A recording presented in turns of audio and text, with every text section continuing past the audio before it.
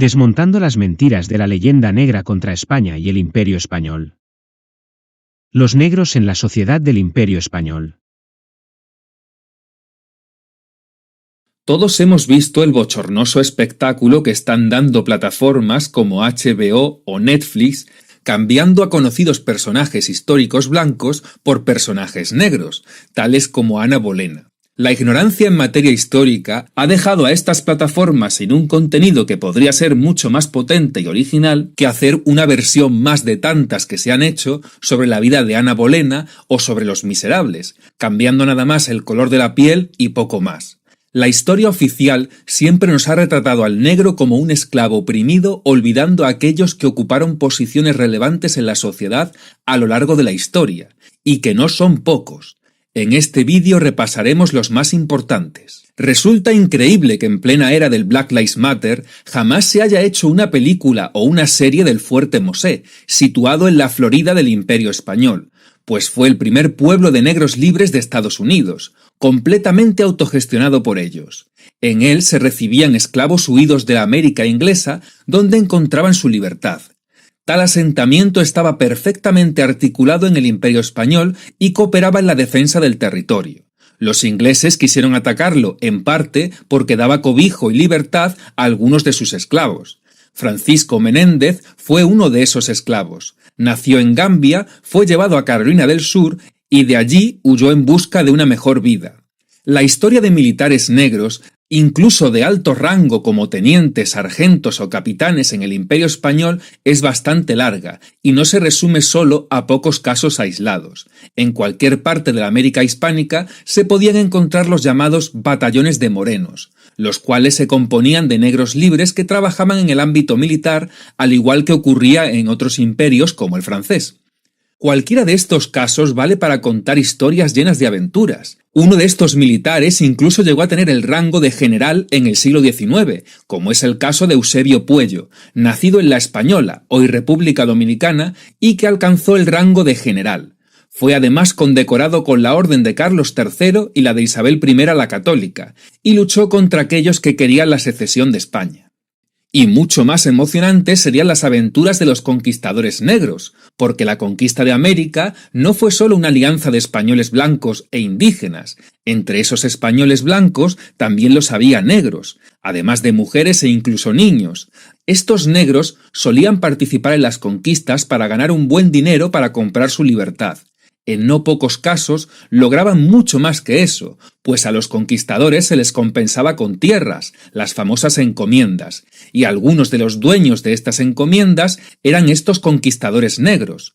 Los nombres más importantes de los que se tiene constancia son Juan Valiente, Juan Garrido, Juan García, Juan Bardales, Sebastián Toral, Antonio Pérez, Miguel Ruiz o Gómez de León. Y siendo algunos negros y mulatos terratenientes, se dio la paradoja de que estos también poseyeron a su vez esclavos negros. En el ámbito académico también hay historias que contar. Nada más y nada menos que el primer catedrático negro de Europa obtuvo su cátedra en la España del siglo XVI. Hablamos de Juan de Sesa, que empezó su vida como esclavo y terminó de catedrático de gramática en la Universidad de Granada.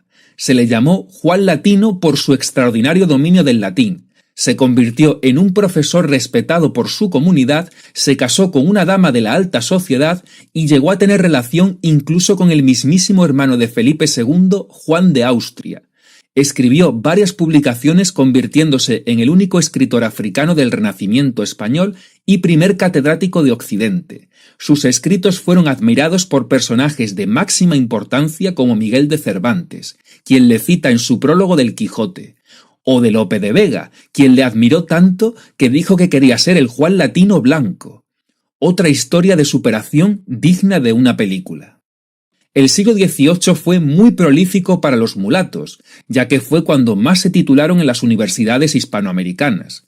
Un libro del Colegio de México nos resume las vicisitudes que tenían los estudiantes de orígenes humildes, tanto mulatos como indígenas como blancos, para estudiar en la universidad, ya que a las élites no les gustaba que gente de orígenes innobles estudiaran con ellos en la universidad. Uno de esos mulatos llegó a tener mucho renombre. Hablamos de José Manuel Valdés, que estudió medicina y llegó a ser catedrático en la Universidad de San Marcos de Lima. Fue miembro de la Real Academia Médica de Madrid a principios del siglo XIX, luchó por la independencia del Perú y se convirtió en el primer parlamentario negro de la República del Perú. Pero si lo que quieren son protagonistas femeninas y negras, no se preocupen, señores de Netflix, que en el Imperio Español hay historias para todos los gustos de la corrección política. La presencia de mujeres africanas enterradas en el interior del templo nos habla precisamente de cómo las mujeres africanas tenían acceso a una serie de espacios que inicialmente pensábamos eran exclusivos para los europeos. Muy probablemente gran parte de esta población africana no era esclava, era población libre, que participaba en estas actividades, incluyendo las comerciales en la ciudad de Panamá. También las rebeliones de esclavos se sucedieron en varios puntos del Imperio Español, en algunos casos dando como resultado emplazamientos autogestionados por ellos. Una de esas rebeliones fue la que protagonizaron los ascendientes de los llamados mulatos de Esmeraldas. Esmeraldas es una región que hoy se encuentra en el actual Ecuador. Estos mulatos eran descendientes de esclavos que, tras rebelarse, se convirtieron en caciques de territorios indígenas, razón por la cual llevan esos adornos dorados en la cara típicos de la gente del lugar. La obra fue pintada a finales del siglo XVI, en la visita que estos mulatos hicieron a Quito, donde fueron agasajados con multitud de regalos por parte de las autoridades españolas. Finalmente, rindieron vasallaje ante el rey Felipe III y sus cacicazgos fueron aceptados por este. Por esa razón, enviaron este retrato al rey como forma de presentarse ante él. Su lienzo llegó a estar expuesto en la mayor pinacoteca del mundo, el Museo del Prado de Madrid, de cuya colección forma parte. En el Imperio Español, ser esclavo no era equivalente a no tener ningún derecho. Un esclavo podía comprar su libertad, tener y transferir propiedades y dinero e incluso demandar ante los tribunales a su amo si recibía un trato demasiado cruel por parte de éste. Existen sentencias en las cuales los esclavos fueron liberados por los tribunales debido al trato cruel que les daban sus amos. Tal es el caso que el científico Alexander von Humboldt presenció en Lima, en el cual una ama había maltratado cruelmente a su esclava con unas tijeras, y el juez decidió que esa esclava debía ser liberada. Este tipo de consideraciones no estaban presentes en el Imperio Británico o el francés. La mayoría de negros o mulatos destacados que se conocen son del siglo XVIII, como Chica da Silva, que de momento es la única que ha conseguido una serie de ficción dedicada íntegramente a su vida. Se trata de una negra brasileña que logró escalar socialmente al convertirse en la concubina de un rico portugués llamado João Fernández. Este tipo de relaciones eran comunes en Brasil, pero esta destacó por la importancia de Fernández y por su larga duración. La pareja tuvo muchos hijos y al separarse, Fernández se llevó a los varones a Portugal, donde recibieron educación, ocuparon buenos cargos y hasta obtuvieron títulos de nobleza. Da Silva se quedó con las hijas y con importantes propiedades en Brasil, convirtiéndose en una señora de la alta sociedad y llegando a tener sus propios esclavos. Otro caso muy parecido al de Chica da Silva se dio en la Luisiana francesa. Se trata de Marie-Thérèse Métoyer, una mujer que también empezó como esclava hasta que un rico francés la quiso liberar a ella y a sus hijos, casarse y tener más hijos. Tras el divorcio, él regresó a Francia y ella se quedó con todas sus propiedades y más de 200 esclavos, convirtiéndose así en una de las mujeres más ricas de Luisiana, y por supuesto, sus herederos disfrutaron de sus riquezas. También hubo africanos que alcanzaron su relevancia ya en África, como William Anzac Sesaraku, hijo de John Corrente, gobernante de Anomabo, en la actual Ghana. John Corrente suministraba esclavos a los europeos y mandó a su hijo William a ser educado en Gran Bretaña. Sin embargo, el capitán del barco que transportaba a William hasta Inglaterra le traicionó y le vendió como esclavo en Barbados. Al enterarse el padre de su paradero años después, solicitó a los británicos su liberación y ya sí pudo estudiar en Gran Bretaña y terminar siendo diplomático y traficante de esclavos. Sí, no pocos traficantes de esclavos eran africanos que los capturaban y los suministraban a los europeos. Otro destacado diplomático africano fue Miguel de Castro, emisario del Congo. Cuando una parte del territorio congoleño había cambiado de manos portuguesas a manos neerlandesas, Castro quiso solicitar a los neerlandeses su mediación en un conflicto local que un conde tenía con el monarca congoleño. Su travesía le llevó por el Brasil neerlandés, donde fue recibido por su gobernador, y finalmente terminaría en Países Bajos, obteniendo audiencia con el príncipe de Orange. Durante esta estadía fue retratado por un pintor holandés, al igual que sus sirvientes. También hubo negros que destacaron en Europa, como Anton Wilhelm Amo. No se sabe a ciencia cierta sobre sus orígenes, pero se cree que fue secuestrado en Ghana y vendido en Europa por esclavistas neerlandeses. Una vez llega a Europa, termina siendo regalado a los duques de Brunswick-Wolfenbüttel, en Alemania, quienes lo mandaron a estudiar a la Universidad de La Haye. Se convirtió así en doctor en filosofía, además de conocer numerosas lenguas. En algunas fuentes se le considera el primer negro de Europa que estudió en la universidad, pero el ya mencionado Juan Latino lo conseguiría casi 2 siglos antes en España. Si bien su trabajo en filosofía fue admirado, no logró integrarse en la sociedad germana ni logró casarse con ninguna mujer. Posiblemente por esta razón escribió su obra El derecho de los africanos en Europa, en la que reivindicaba la igualdad de derechos. Posteriormente volvió a su Ghana natal, donde terminó sus días. Un caso parecido fue el de Francis Williams, el primer negro que estudió en Gran Bretaña, concretamente en la Universidad de Cambridge, la cual no conservó su registro, aunque sí que consiguió la ciudadanía británica. Williams era un jamaicano de padres libres que se dedicaban al negocio del azúcar. Eran ricos y tenían esclavos, por lo que también tenían posibles para costear los estudios de su hijo. Parece ser que se convirtió en el experimento del conde de Sandwich, quien pretendía demostrar que los negros podían perfectamente estudiar como los blancos, lo cual fue la llave que le abrió la puerta para que le dejaran estudiar. El experimento salió tan bien que Williams terminó fundando una escuela en Jamaica en la que fue maestro. Aunque, por otro lado, no hacía falta ningún experimento, puesto que Juan Latino ya lo había logrado 2 siglos antes. El mismísimo filósofo ilustrado David Hume dedicó a Williams estas maravillosas palabras. Nótese la ironía. Aún más destacó Abraham Ganíbal. Se trata de un príncipe africano que fue secuestrado y esclavizado por esclavistas otomanos y llevado a Rusia, donde fue presentado ante Pedro I el Grande. Ganíbal fue mandado a estudiar a París, donde terminó combatiendo en el ejército francés, en el que alcanzó el rango de capitán. Se terminó convirtiendo en ingeniero militar, general de división y, atención, gobernador de Tallin, en la actual Estonia. Y lo que es aún más sorprendente, este señor es nada más y nada menos que el tatarabuelo del famoso poeta ruso Alexander Pushkin, quien escribió una novela sobre él que jamás fue concluida. Además, es ascendiente de duques y marqueses británicos como la duquesa de Westminster, Natalia Grosvenor. Uno de sus hijos mulatos también fue un destacado militar en el ejército ruso. Junto a este caso podríamos citar también el de Alessandro de Medici, pues fue otro gobernante en Europa, esta vez mulato, al ser reconocido como hijo ilegítimo de Lorenzo II de Medici con una sirvienta africana. Fue el primer duque de Florencia en el siglo XVI.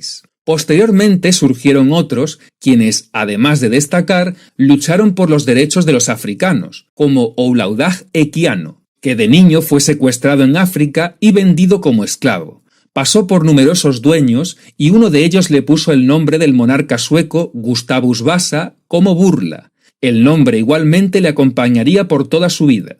Uno de sus dueños le matriculó en la escuela y posteriormente, gracias a su trabajo como marinero y comerciante, ahorró lo suficiente para comprar su libertad.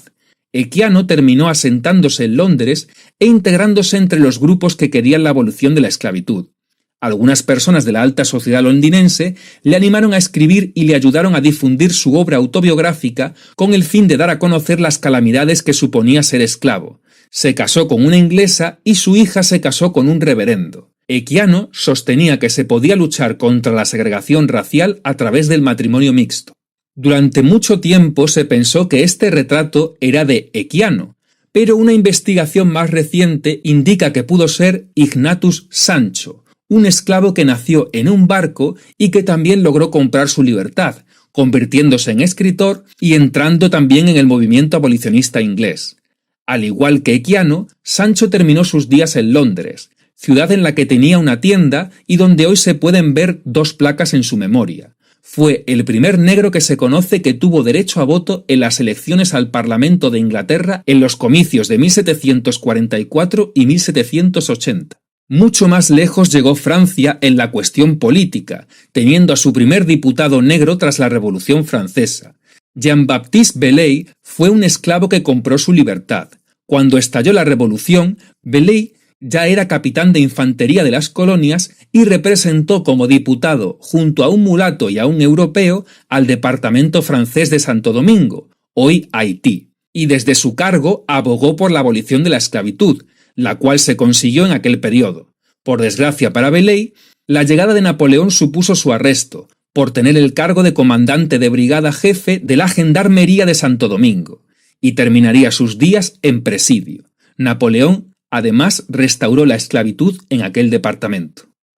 En las 13 colonias inglesas hay que hablar de la gran cantidad de potentados negros y sobre todo mulatos que fueron propietarios de esclavos en Norteamérica desde la colonización inglesa, e incluso llegaron a tener sirvientes blancos que eran presidiarios obligados a la servidumbre.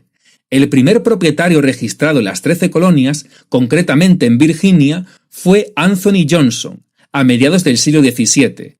Era un sirviente procedente de la Angola portuguesa que terminó teniendo sus tierras y sus propios sirvientes. Hubo multitud de negros y sobre todo mulatos libres que corrieron la misma suerte hasta que las leyes de Virginia cambiaron y aplicaron el principio romano que decía que un hijo debía tener siempre el estatus de su madre, y como las madres de los mulatos normalmente eran esclavas, pues esto dificultó bastante que más mulatos fueran propietarios al no poder escoger el estatus de su padre, que era el blanco propietario.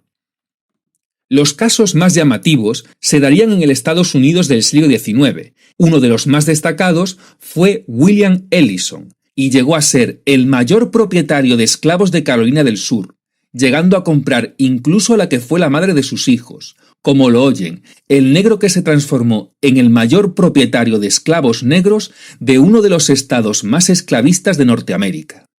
Tiempo después, los descendientes de estos esclavos libertos que llegaron a ser ricos continuaron con la labor de sus padres. Tal es el caso de Antoine de Buclet, en Luisiana, hijo de padres libres que llegó a ser uno de los hombres más ricos y con más esclavos de Luisiana, e incluso tuvo una carrera política. Aunque sin duda el caso más curioso de todos es el de la esclava Disley Pope, quien al comprar su libertad quiso comprar también la de su marido. Por desgracia, las leyes ponían trabas a la compra de esclavos para luego liberarlos, y cuando eran libertos, lo normal es que les obligasen a cambiar de estado.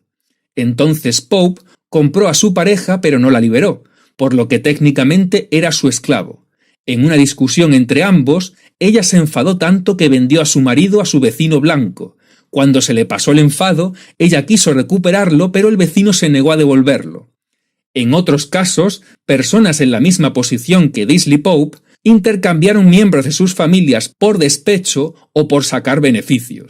También hubo negros ex esclavos como Nathaniel Butler, que se dedicaron al tráfico de esclavos e incluso a devolver a los fugados a sus dueños, sacando por todo ello un gran beneficio.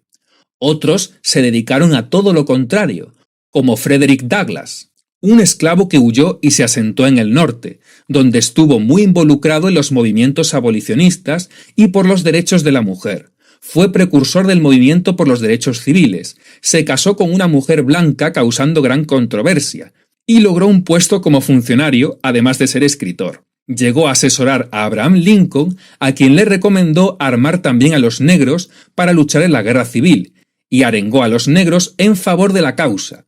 Posteriormente ocupó el cargo de cónsul general de Haití hasta que renunció y se disculpó ante las pretensiones imperialistas de Estados Unidos sobre el país. Desde entonces se convirtió en un defensor de la causa haitiana. Un caso parecido al de Douglass fue el de Louis Hayden, un esclavo que también se escapó junto a su familia y que terminó en el norte luchando en favor del abolicionismo, llegando a formar parte del Partido Republicano y ser legislador. También fue gran maestro masón, junto a otros negros, pese a la discriminación que se sufría dentro de la organización por parte de no pocos de sus miembros blancos, y fundó logias afroamericanas.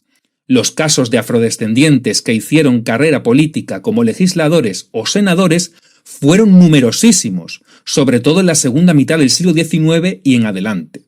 Muy en especial en el estado de Texas, donde llegaron a registrarse hasta más de 50 nombres, y todos ellos del Partido Republicano. Como podemos ver, la historia está llena de personajes negros que dejarían boquiabierto a cualquiera con semejantes biografías. Mientras tanto, Netflix y HBO haciendo tonterías.